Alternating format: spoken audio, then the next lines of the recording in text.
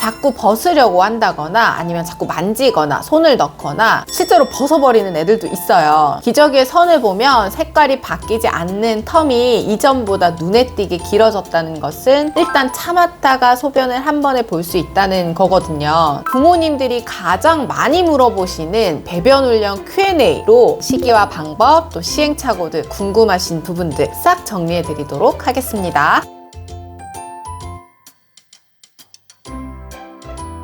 네, 안녕하세요. 이민주 육아상담소 이민주입니다. 한 주간의 육아도 안녕하셨나요? 배변 훈련의 시기가 돌아왔습니다. 시기가 정해져 있는 건 아니지만 아무래도 옷이 가벼운 여름에 많이들 하시거든요. 그래서 요즘 배변 훈련 질문을 정말 많이 받고 있는지라 부모님들이 가장 많이 물어보시는 배변 훈련 Q&A로 시기와 방법, 또 시행착오들 궁금하신 부분들 싹 정리해 드리도록 하겠습니다. 자, 첫 번째 질문부터 가볼게요. 배변 훈련은 몇 살부터 시작해야 하나요? 생후 18개월 전후 무렵 자율신경계 및 대소변을 조절하는 근육이 발달하기 시작해요. 그래서 배변 훈련은 최소 생후 18개월은 지나서 시작하는 것이 좋고요. 아이마다 발달 차이가 있고 또 조절 근육만 발달했다고 해서 배변 훈련이 가능한 건 아니거든요. 그래서 배변 훈련은 최소 18개월 이상부터 해서 아이가 어느 정도 준비가 되었다는 신호를 보낼 때 시작하는 것이 좋습니다. 자, 두 번째 많은 질문은 그렇다면 준비 신호는 어떤 게 있나요? 대표적인 신호가 몇 가지 있는데요. 첫 번째로 보내는 신호가 기저귀를 불편해합니다. 소변이 찼을 때 묵직하기도 하고 또 찝찝하기도 해서 자꾸 벗으려고 한다거나 아니면 자꾸 만지거나 손을 넣거나 실제로 벗어버리는 애들도 있어요. 그리고 변을 본 후에 알려준다. 소변을 본 후에 했다고 손으로 기저귀를 가리키며 얼굴을 찡그리거나 새 기저귀를 가지고 오기도 해요. 그리고 쉬쉬 하고 말하는 아이들도 있습니다. 그리고 변기, 팬티에 관심을 부쩍 가지기 시작해요. 엄마나 아빠, 형아, 누나가 화장실 가는 것에 관심을 갖고 팬티에도 관심을 보이며 배변 훈련을 해야 될 시기가 됐구나 라고 생각을 해주시면 됩니다. 이것도 중요한 신호인데요. 소변 텀이 길어집니다. 기저귀의 선을 보면 색깔이 바뀌지 않는 텀이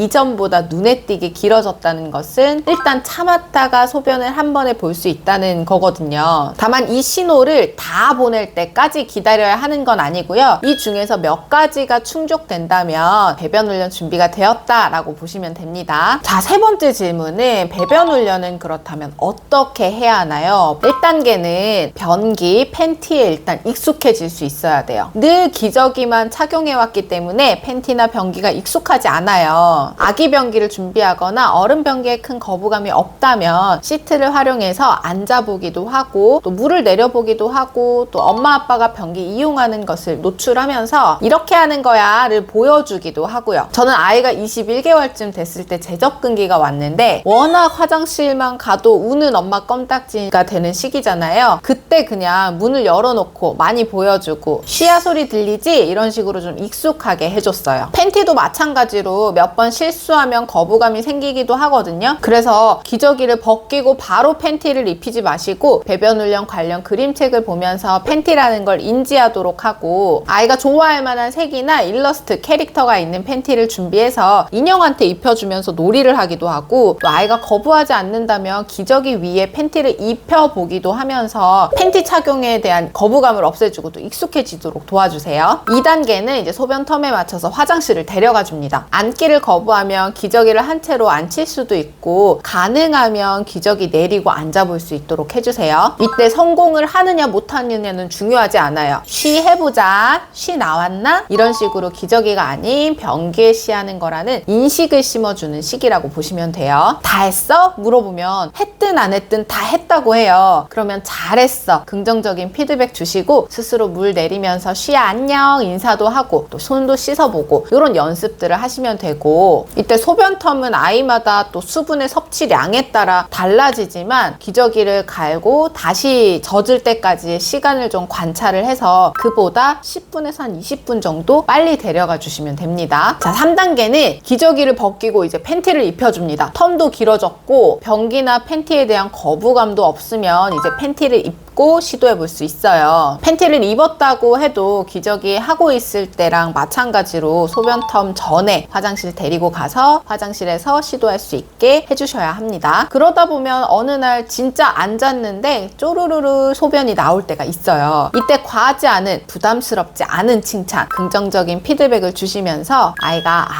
이렇게 하는 거구나 이렇게 머리와 몸으로 인식할 수 있도록 반복해 주시면 됩니다. 자, 네 번째 질문은 소변부터 해야 하나요? 대변부터 해야 하나요? 인데요. 일반적으로는 소변부터 시도합니다. 아무래도 대변을 조금 더 민감하게 느끼는 아이들이 있어요. 기저귀를 하고 있을 때도 숨어서 하기도 하고요. 자기만의 장소에서 하기도 해요. 근데 또 어떤 아이들은 응가 표현을 더 많이 하고 딱히 대변 볼 때 민감하지 않아서 응가 먼저 떼는 아이들도 있습니다. 자, 다섯 번째 질문은 화장실에 가거나 변기에 앉는 것 자체를 거부해요. 어떻게 해야죠? 낯선 환경에 적응이 오래 걸리는 아이들이 있어요. 충분한 워밍업이 필요합니다. 저는 20개월 전부터 유아변기와 인형, 그리고 클레이로 똥 만들기, 또 배변 훈련 관련 그림책은 물론이고 스티커 붙이기 등 이런 놀이를 통해서 전혀 무섭지 않다라는 것을 경험시켜 줬어요. 다음 질문도 많았어요. 기저귀 벗기고 팬티 그냥 입히면 안 되나요? 방학 며칠 동안에 집에서 그냥 벗겨두고 떼는 것이 가능한 아이들도 있어요. 하지만 그냥 벗겨놓으면 안 되는 경우가 두 가지 있어요. 첫 번째 경우는 실수에 민감한 아이, 또 갑작스러운 변화에 두려움을 느끼는 위험회피 기질이 강한 아이, 팬티 입고 소변 실수를 했을 때 팬티와 변기에 생각 이상으로 강한 거부감, 부담감, 그리고 두려움을 느끼기도 해요. 일단 한번 거부감이 생기고 두려움이 생기면 배변 훈련을 해나가는 과정이 훨씬 더 어렵고 길어집니다. 그리고 두 번째 경우는 아직 배변 훈련 준비 자체가 전혀 되지 않은 아이들이 있어요. 소변 텀 자체가 길지 않은 아이들은 참았다가 한 번의 소변을 보는 조절이 전혀 안 된다는 이야기거든요. 기저귀를 먼저 벗기면 안 되는 또 한 가지 이유는 배변 훈련을 할 때 일관된 환경이 되게 중요해요. 그래서 집에서 배변 훈련을 시작하면 반드시 어린이집 담임 선생님께도 말씀을 드리고 또 함께 해나가는 것이 좋은데, 어린이집에서는 한두 명의 아이를 보육하는 상황이 아니기 때문에 아이가 충분히 인식하고 어느 정도 표현할 수 있도록 훈련하는 게 중요하다는 것을 알고 계셔야 하고요. 자, 다음 질문도 많았는데요. 진행하다가 기저귀를 다시 채워도 될까요? 배변 훈련을 진행하는 과정에서 아이가 거부가 너무 심한 경우에는 그냥 스트레스 받지 마시고 다시 기저귀 채워주셔도 됩니다. 다만 양육자가 상황이나 필요에 따라서 하다 말다 하는 것은 아이에게도 배변 훈련이라는 것이 중요해지지 않게 될 수 있으니 주의하셔야 합니다. 그리고 소변은 변기에 하는데 대변을 할 때 기저귀를 찾는 아이, 왜 그럴까요? 이것도 너무 많죠. 대부분의 아이들이 소변보다는 대변을 볼 때 또는 대변을 가릴 때 환경이 바뀌는 것에 훨씬 더 민감하게 반응을 해요. 이런 경우에는 부담 주지 마시고 기저귀 제공해 주셔도 되는데요. 제공할 때는 기저귀 착용하고 변기에 앉아 보도록 제안하거나 아이가 사용하는 그 유아변기에다가 기저귀를 깔아주는 것도 방법이 될 수 있어요. 그리고 혹시 이것마저 좀 거부를 하면 거꾸로 과정을 거치면 됩니다. 기저귀를 착용하고 그냥 변기 옆에서 응가를 시도하다가 기저귀를 착용한 상태로 앉아보는 연습을 하고 또 기저귀를 깔아주는 그 순서로 점진적인 적응을 도와줄 수 있어야 해요. 대신 기저귀를 하고 응가를 했을 때 엉덩이를 씻어야 하고 또 갈아입어야 하고 이런 불편함이 있다라는 것을 아이가 좀 느낄 수 있게는 해주셔야 돼요. 다만 강압적으로 진행하게 되면 결국 대변을 참게 되고요. 그리고 변비가 올 수 있고 이 아이들 변비가 오면 정말 일상이 힘들거든요. 그러니까 너무 강압적으로 하실 필요는 없습니다. 자, 다음 질문은 배변 훈련이 너무 오래 걸려요. 괜찮은 걸까요? 아이마다 차이가 매우 커요. 3일 만에 떼는 아이들도 있고요. 6개월이 걸리는 아이들도 있거든요. 혹시 놓치고 있는 것이 없는지 한번 확인해 보시고, 특히 일관된 환경이 중요하기 때문에 반드시 어린이집과 함께 진행하는 것이 좋다라는 거 기억해 주시고요. 다만 아이가 36개월이 지났음에도 이 배변 훈련을 아직 시작조차 못한 상황이라면 영유아 검진이나 의사 선생님께 이 전반적인 발달 체크도 한번 해보시는 게 좋아요.